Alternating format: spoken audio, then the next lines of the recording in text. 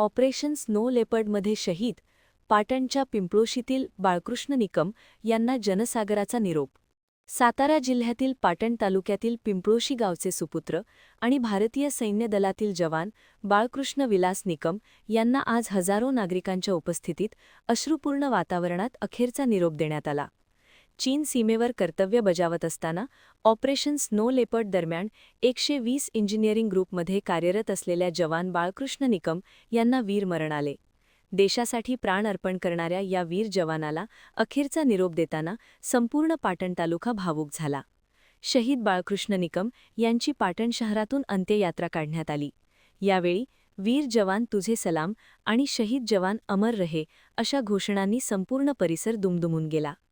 रस्त्याच्या दुतर्फा उभे राहून नागरिकांनी अश्रुपूर्ण नजरेने आपल्या वीर सुपुत्राला अखेरचा निरोप दिला. त्यांचे पार्थिव प्रथम त्यांच्या घरी कुटुंबियांच्या अंतिम दर्शनासाठी ठेवण्यात आले. यावेळी कुटुंबियांनी हंबरडा फोडत आपल्या लाडक्या मुलाचे अखेरचे दर्शन घेतले. त्यानंतर त्यांच्या मूळ गावी पाटण तालुक्यातील पिंपळोशी येथे शेतात त्यांच्यावर शासकीय इत्तमामात अंत्यसंस्कार करण्यात आले. सातारा पोलीस दल आणि भारतीय सैन्याकडून शहीद जवान बाळकृष्ण निकम यांना मानवंदना देण्यात आली.